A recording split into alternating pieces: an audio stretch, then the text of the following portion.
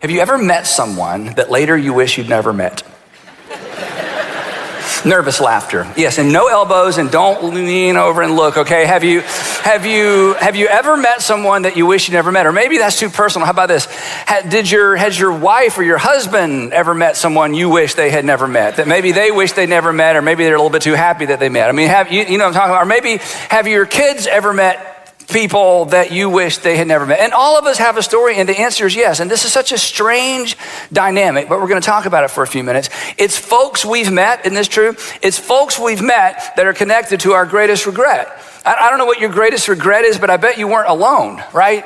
I don't know what your greatest regrets are, but chances are you weren't alone. Or if you were alone, it was still connected to a relationship. And this is such a strange thing because our greatest regrets involve people oftentimes. And the people they involve, they're not our enemies. They're not people that we're hostile with. I mean, we're on our guard around people that, that have hostility toward us. But they're usually with our friends. Our greatest regrets are usually connected with people we've met, and we considered those people friends. That's something to think about. Today we're in part 2 of our series, Guardrails. And in just a minute, I'll tell you why we named the series Guardrails in case you weren't here last week. And if you weren't here last week, at the very end of today's message, I'm going to tell you how you can see last week's message and this week's message again if you want to. For some of you, you're going to want your kids to watch today's message, but I want you to not, I hope that you won't listen today through the filter of, oh, I wish my cousin was here. I wish my daughter was here. I'm glad my husband's here. I hope that you'll listen today through the filter of whatever it is that you need to do with what you need, with what you hear. And if you're a Christian, that you'll listen to through the filter of maybe what God wants you to do. Now, everybody knows what a guardrail is on the highway, but a quick review. A guardrail is a system. It's a system designed to keep vehicles from straying into dangerous or off-limit areas. And we said last week the guardrails do at least 2 things. They direct us and they protect us. They direct and they protect. And the other thing about a guardrail, and this becomes important as we talk about how this applies to our lives, is that guardrails are never placed in the danger zone. Guardrails are never placed in the danger zone. Guardrails are actually placed in the safety zone. And no one argues with this. No one argues that, no, they need to give us those extra 3 feet, to drive in. Nobody argues with this idea. Nobody would argue that we need to put the guardrail in the danger zone or even on the line. When it comes to driving, we understand the idea of a margin for error. The other thing about a guardrail is that they are designed to minimize damage to your vehicle. If you hit a guardrail, you will have to go to a repair shop, but you may not have to go to the hospital. If you hit if there weren't guardrails where there are guardrails, chances are what would happen to you and to your vehicle would be much worse. The damage done by hitting a guardrail is much less than the damage done to you and your vehicle if there was no guardrail. But the reason that we named this entire series Guardrails is because the highway is not the only place we need guardrails. We need some financial guardrails. We need some relational guardrails. You may need some professional guardrails. And the truth is, your greatest regret may have been avoided if you had some financial guardrails, some moral guardrails, some relational guardrails, and again, maybe even some professional guardrails. Now, the pushback on all of this throughout our series together is that we live in a world that doesn't value this idea. We live in a world that essentially resists guardrails, that culture doesn't encourage guardrails. In fact, as we've discovered and as you will discover, oftentimes people in our culture are critical of us when we establish guardrails because personal guardrails are like personal rules. And number one, I don't like rules and you don't like rules, so we don't like establishing rules for ourselves. But oftentimes when we establish rules for ourselves, it's a little bit threatening to the people around us. Culture doesn't like guardrails. Culture is content with painted lines, just lines on the side of the road. But the interesting thing is this, and we've all experienced this, or we've all maybe participated in this, that even though culture doesn't celebrate guardrails, at the same time, culture will shame us and blame us and mock us when we end up in a ditch financially, or we end up in a ditch in our marriage, or we end up in a ditch with one of our kids, or an important relationship or professionally.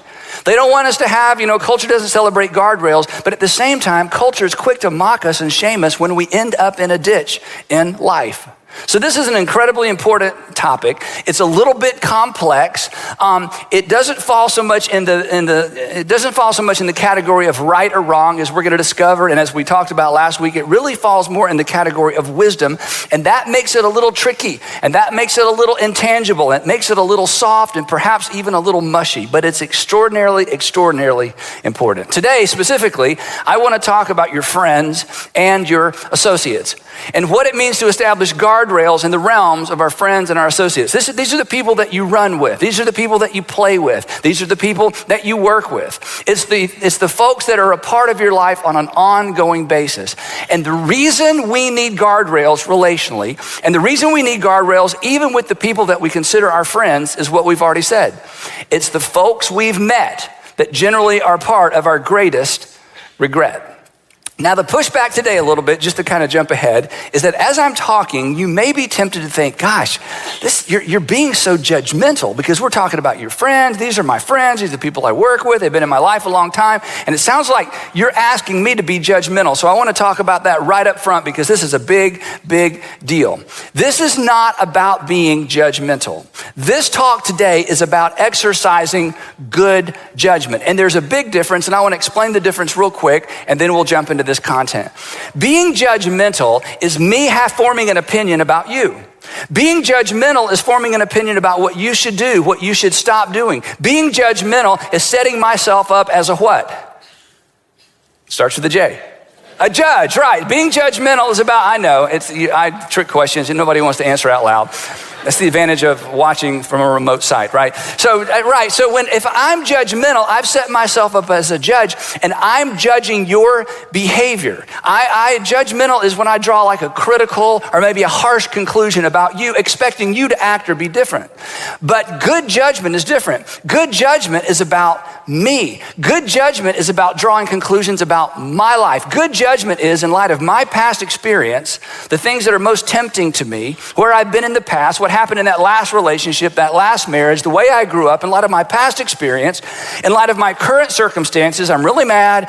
Current circumstances just broke up. Current circumstances just started this new job. In light of my current circumstances, in light of my future hopes and dreams, what is the best thing or what is the wisest thing, not for everybody else to do? I'm not judging you. What you do is none of my business. What is the wise thing for me to do? Judgmental assumes something about the other person. This is all about you. This is how you should respond in light of your future hopes and dreams.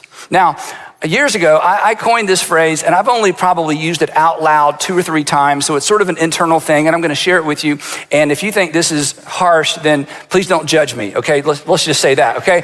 But every once in a while, I find myself drawn into or in relationship or doing business with or a vendor or, somebody that there's just something, I don't know. And so the phrase I came up with for me, and you can use this, and again, I don't generally say this out loud. I have a couple times. My statement is this: I'm not emotionally mature enough to do business with you. I'm not emotionally mature enough to be your friend. Sandra and I don't feel like we're emotionally mature enough to be a part of that. In other words, I'm not telling you how to live. I'm not telling you what to believe. I'm not telling you what you should, where you should go. And I'm not judging you.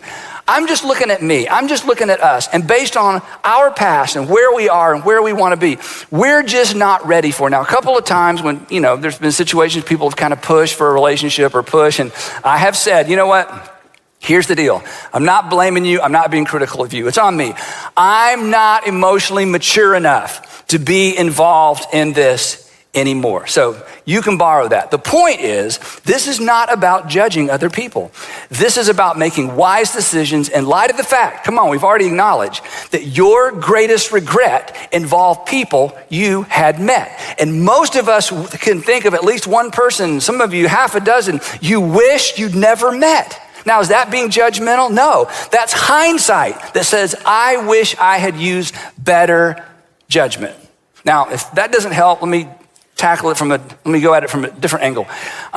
When you were a child, when you were growing up, when you were middle school or high school, your mom or dad or your mom and dad or your uncle or your grandparents or whoever had responsibility for you, if they were good grandparents, aunts, uncles, or parents, they were paranoid regarding your friends. They were.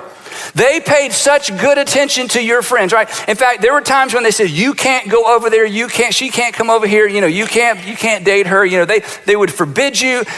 Some of your moms read your journals. Girls, ladies, if you had journals, they would sneak in there, read your journal. You'd find out, you'd be so angry, and you'd put tape on the bottom of your door to see if anybody came in your room, And then your mom took the door off. I know that's kind of a thing, take the door off. We never did that. That's kind of odd, but hey, sometimes you got to do what you got to do. Some of you, they were so extreme and the situation was so extreme, maybe they pulled you out of that school and put you in a different school. Maybe they just packed up and moved, just left the community, left the state. We're going to London. We got to get you out of this environment, And when you were on the receiving end of that, your response was like, most kids are like, you're being so judgmental, you're judging my friends. Well, now many of you are parents and you are paranoid-er, okay? And the reason you're paranoid-er is because you remember who? You remember you, right? You remember your friends and you look back. In fact, when I asked the question, have you ever met somebody you wish you'd never met? Some of you went as far back as college. Some of you went as far back as high school. So what your mama knew and what you know is that this is a thing. I mean, there's a relationship between what happens when there's a thing that goes on in relationships that can be super healthy or it can be super negative. Now that you're a parent, you have some big advantages over your parents in most cases because you can stalk your kids' friends. And in fact, it's true. Come on, this is true, right? By the time you meet your kids' friends, you already know everything about them. You know where their dad works, where their mom works, the fact that there's a divorce, who their sisters are, where their parents went to college. I mean, you know all that stuff. Now, is that being judgmental? No, that's just being nosy.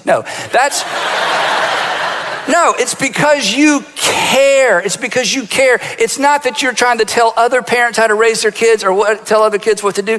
It's because you care about the person that God has put in your home, your son or your daughter. And when you kind of come down on them hard, they say what, we all said, you're so judgmental, you're so judgmental. And as a parent, you're saying, no, I'm just exercising good judgment. I'm exercising good judgment. And the reason is because as I said, what your mama knew. That our friends, that your kids' friends, that our friends determine the direction and the quality of our lives. This is just true, that our friends determine the direction and quality of our lives. Let me say it this way, that the thing that makes friendship marvelous is also the thing that makes it so hazardous and so dangerous. The thing about a great friendship or a great group of associates is that, you have stuff in common. It's easy, it's relaxing. But what happens when you're around people you consider friends, and this is supposed to happen, is you drop your guard. You let your guard down. And with certain groups of people, that's safe. But with other groups of people, that's dangerous. But that is the nature. That's not a good or bad thing. That's just a thing. That's just the nature of relationships and the nature of friendships. So the thing that makes, relationships so powerful is the thing that makes them so hazardous. You may not know this about yourself, but you are an acceptance magnet. This is part of being human. You are drawn to environments where you are accepted deeply. We all are. And if those are good environments, great. If they're not, that's not great, but we're drawn there either way. We are drawn toward places where we feel safe, where we feel accepted. And you've seen this happen with other people. You maybe can remember this from something in your past, but this is a continuous, ongoing dynamic, which means when it comes to relationships, friendships, associates, we need to be a little bit on our guard. We need guardrails. Now, if your experience doesn't prove this to you, or that's not enough evidence, my assistant, Diane Grant, sent me an article last week because she knew I was talking about this. And it's an article written by a neuroscientist, Maureen Cerf, who is a professor at Northwestern University. And for over 10 years, he has been studying relationships and decision-making and the relationship of decision-making on relationships. And here's what he has discovered, that what we have observed about people influencing other people isn't just behavioral, it's actually neurological, that something happens in your brain. In fact, in this study, they've discovered that the brain waves of people when they spend time together actually begin to look identical. That the brain waves, before the behavior, before the attitude change, there is something that happens on the inside in our brains when we spend time with other people. Brain waves begin to line up. Now, that's kind of scary That can encourage you or discourage you. Here's what he says, a couple of statements from the article. He says, the more we study engagement, we see time and time again that just being next to certain people actually aligns your brain with them. So look to your left, look to your right, okay? That while we sit here together, your brain waves are being aligned with him. In fact, it just happened. It did. Let me tell you how it just happened. Words came out of my mouth. I vibrated the air in the room, and your brain took those vibrations and turned them into words, and then you laughed with people you've never met with before. It just happened. Your brain wave, just me making you laugh together kind of lined you up. That's kind of scary. He says, this isn't just behavioral. This is neurological. He goes on and he says this, and this is pretty powerful. If people want to maximize happiness, that's me, and minimize stress, that's you. Don't we all want to maximize happiness and minimize stress? Look at this conclusion he draws. They should build a life that requires fewer decisions. How? By surrounding themselves with people who embody the traits they prefer. That if you surround yourself with people who embody, that is, live out the traits you prefer, he says, without any effort, without any decision on your part, your brain will begin to line up with the people who are becoming the kind of person that you ultimately want to be. Now think about that. Last statement, he says this. He says, over time, they'll naturally pick up on those desirable attitudes and behaviors. But the flip side is true as well. Over time, you can pick up on undesirable attitudes and behaviors. With no effort, just being in proximity, simply doing life with, being with people who are moving in a particular direction, something happens in your brain and in my brain. Now, is that judgmental? No, that's just true. This isn't about judgmental. This is about exercising good judgment. If this happens automatically, what should you do? If this happens automatically, how do I harness that? How should I respond? This isn't about being judgmental. Come on, look over here. This is about your future. Your future will be impacted by the people you spend time with. Your future will be impacted by the people you are in community with. Your future will be impacted by the people that you do life with. Now, interestingly enough, 3,000 years ago, before we were able to look at the brain, King Solomon, Israel's third king, there was Saul and David, and then his son Solomon became king, considered one of the wisest men who've ever lived. Some people say the wisest man who will ever live. 3,000 years ago, he makes a statement that punctuates what we have finally discovered. 3,000 years ago, here's what Solomon wrote. He said, walk with the wise, and you automatically, with no effort, no intentionality, you don't have to write anything down, you don't have to remember anything, you don't have to study for a test. Walk with the wise and you will, over time, become wise. It's just gonna happen automatically. Now, what is wisdom? We've talked about this. Wisdom is somebody who understands that life is connected, that the dots connect, that my past connects to my present, which is gonna be some sort of predictor of my future. That's what wisdom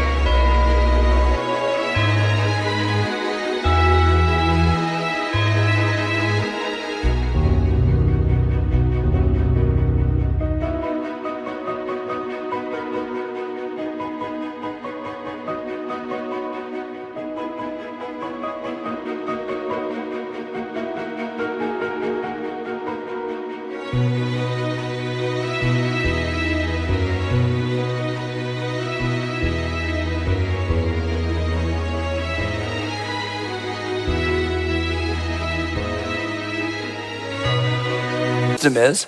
And he says, if you spend time with wise people, over time you will become wise. That wisdom is contagious. Imagine that. It just rubs off. Do life with the wise and you will be wise. And then there's a second part of this, for, or the way I memorized this a long, long time ago, the word was but, because it's a contrast. He says, but, or for, a companion of fools ultimately suffers harm. Now, we don't use the word fool because, you don't want to call someone a fool, but in the Jewish Bible, in the Jewish scriptures, a fool was a person who did not live carefully, A fool was somebody who did not understand about how the past connects to the present. That's a predictor of the future. A fool is somebody that just lives for the day. A fool is is the person that's like, well, tomorrow is tomorrow. And when I get to tomorrow, I'll deal with tomorrow. A fool is someone who, as Paul said last week when we started the series, is not careful. Remember the Apostle Paul says, walk carefully or live carefully or be careful where you step, essentially he said. A fool is someone who's just not careful. But the interesting thing about what Solomon said is what he doesn't say. Let me read it to you again. Walk with the wise and you become wise. Okay, if I hang out with wise people, I become wise. You would expect him to say, hang out with fools and you'll become a fool, but he doesn't say that. What Solomon says is that it's worse than that. Because if you spend time with, surround yourself with, do life with fools, over time, you're not simply going to become a fool, you're going to suffer harm. That is, when their life goes bad, it's a proximity thing. The closer you are to them, the greater the odds that something bad happens to you. As they go, you go. To which we say, yeah, but I don't do what they do. To which Morin Cerf, the neuroscientist, would say, yeah, but stick around them long enough and you probably will because your brain waves are going to line up. So Solomon says it's worse than becoming a fool. You're actually going to catch the shrapnel from their bad decisions. Again, every parent, you get this. Because you don't want your kids with certain kids, not because they're necessarily going to do what certain kids do, but because you're afraid when the certain kids do that, your kids will be harmed by their decisions. We get this. That's not judgmental.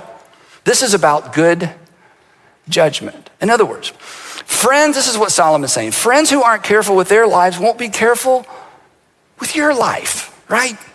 Friends who aren't careful with their health, they're not going to be concerned about your health. Friends who aren't careful with their marriages, they're not going to be careful and try to guard your marriage. Friends who aren't careful with their finances, they're not going to try to guard and be careful with your finances. Friends who aren't all that concerned about their reputation, they're not going to be all that concerned about your reputation. Friends who don't have any kind of faith or don't have any concerns about faith aren't going to be very concerned about your faith. And friends who don't seem to care about the future, the last thing they're going to worry about is your future. This is good judgment. This is a big deal. And this isn't about middle school and high school. This is about all of us. Friends who don't take care of themselves won't take care of yourself. Friends who lie and cheat, you know this. Friends who lie and cheat, they feel better when you what? Lie and cheat. So again, friendship can be awesome, but friendship can be treacherous. Friendship requires some guardrails.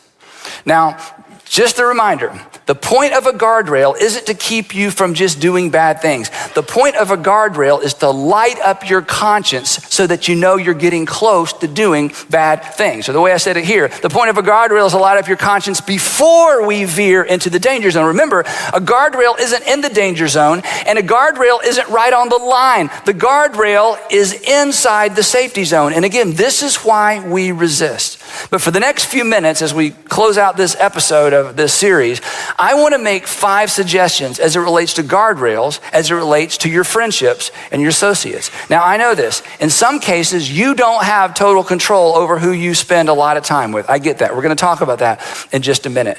But I want to encourage you. If I could get on my knees and plead with you, and I thought it would do good, I want to encourage you to consider these. And again, I don't want you to listen to what I'm about to say through the filter of your kids or your grandkids. Yeah, I mean, it's going to be hard not to do that. Or some friends that you have that you wish were here or you wish were watching. I just want this to settle in over us as we consider our future, because your friends and your associates impact the direction of your life. So here's 5 suggestions. Again, these aren't rules. You don't need to write these down. You may want to go back and listen to this or look at these later. But 5 suggestions just to get you thinking about guardrails as it relates to folks you've met so that they won't become the next regret. Here's the first one. When it dawns on you that your core group isn't moving in the direction you want your life to be moving, that should light up your conscience. When it dawns on you, you know what? We love the same music, we love the same food, we love the same artists. We have so much in common. But when I look at the direction this group is moving in, it's not really the direction I want my life to move in. That's a warning. That's a guardrail. That's not a good or a bad thing. That's a wisdom thing, and you got to pay attention to that because relationships are not static. Relationships are either growing or decaying. They're getting better or they're getting worse. And when you're surrounded by a group of people that you have a lot in common with, of course you drop your guard. That's what we do around friends. But when it dawns on you, you know what? They're just not moving in the direction I want my life to move in. That should tip you off that perhaps I need to rethink this group of friends or this group of associates. Where people are heading is a good indicator of where they're leading. And none of us think about our group of friends as leading us anywhere. But here's what you know in hindsight. Your friends ultimately lead you. Just like you are ultimately leading other people through a group of friends. This is just the nature of relationships. So when it dawns on you, your core group isn't moving in the direction you want your life to be moving, that should light up your conscience. Here's the second one. When you catch yourself pretending to be someone other than who you really are, that should light up your conscience. In other words, when you catch yourself nodding and you're thinking, I don't believe this, but my head's doing this. What's going on? Or you find yourself going like this and you're thinking, no, I actually agree, but everybody else's head's doing this. I think neurologically, all of a sudden our brains are all connected. We're all doing this and I should be doing, what's going on? When you feel the pressure to pretend to be somebody other than who you truly are, that's a red flag. That should light up your conscience. That should make you rethink or reconsider the nature of this relationship. Because as you know, your views and values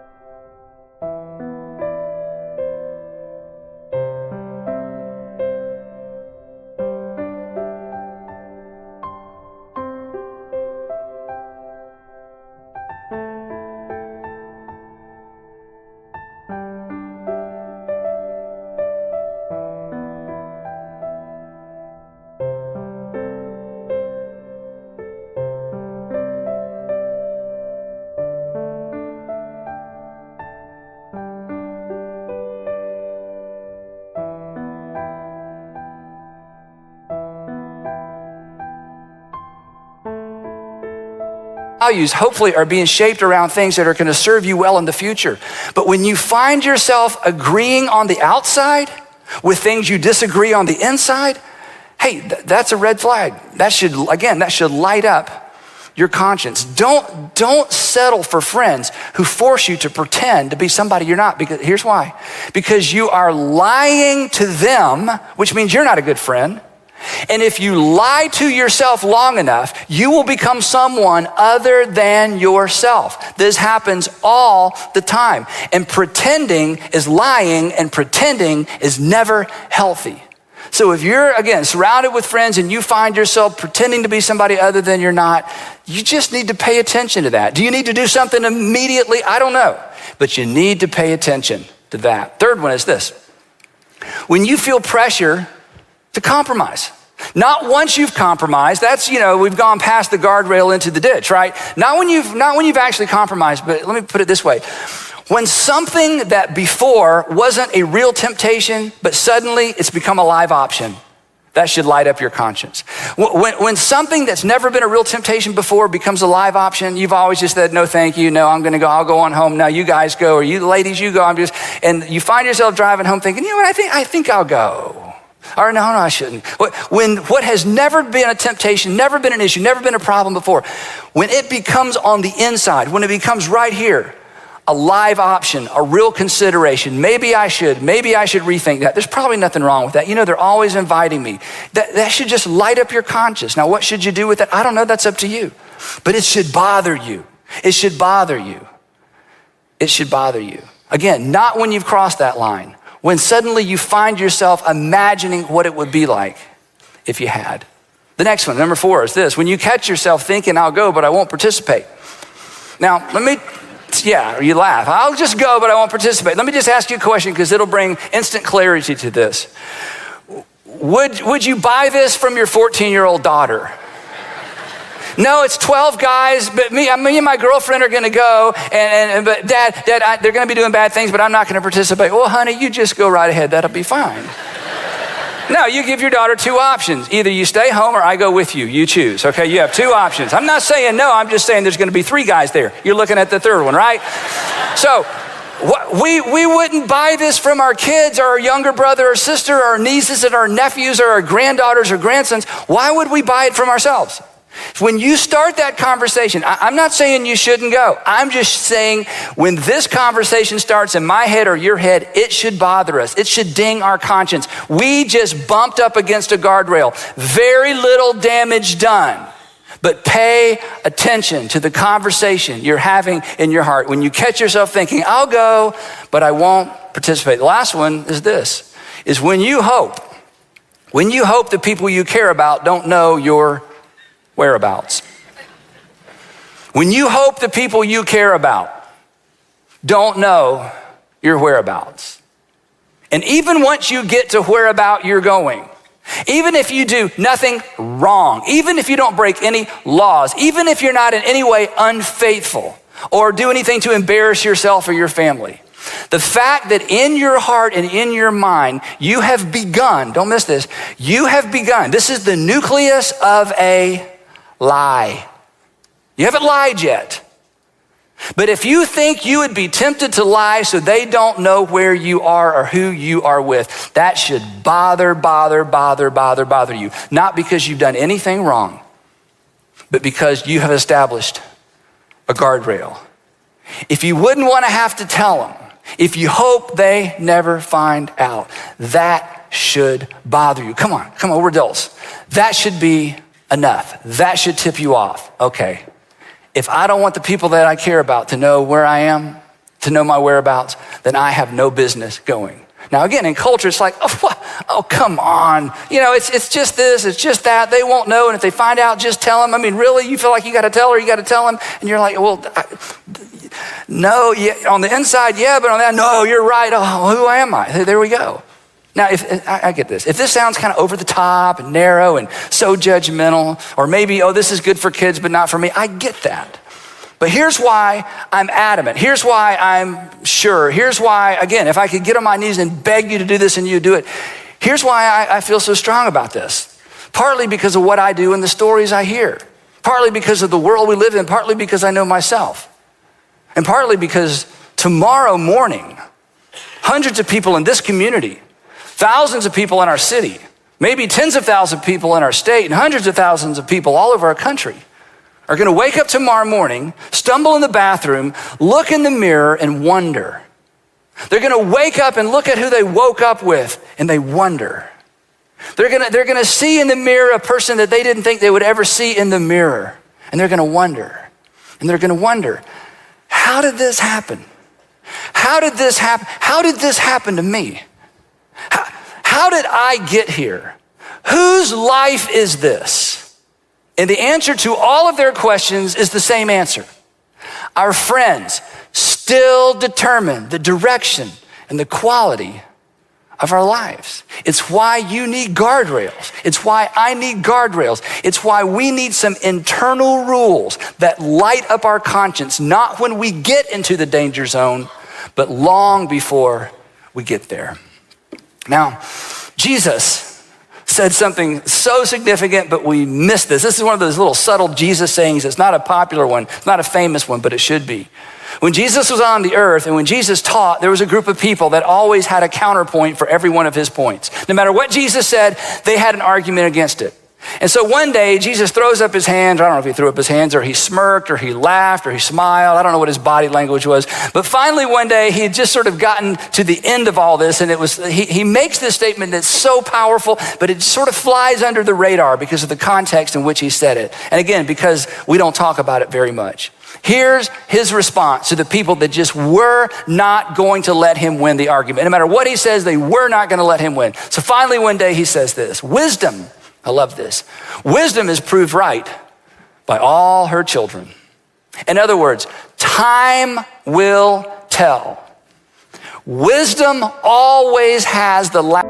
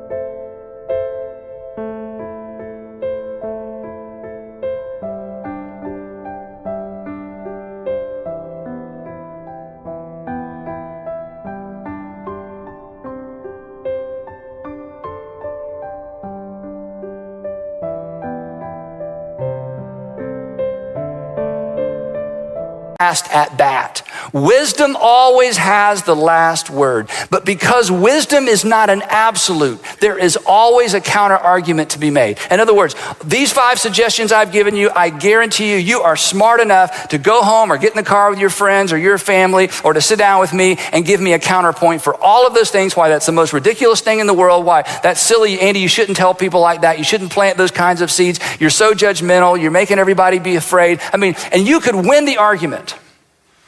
Because wisdom is not an absolute.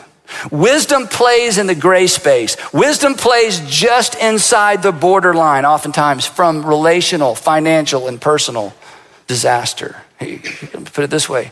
Wisdom will allow you to win the argument, but ultimately you'll lose in life. That was Jesus' point. That wisdom is proved right, not in the courtroom, not in the debate.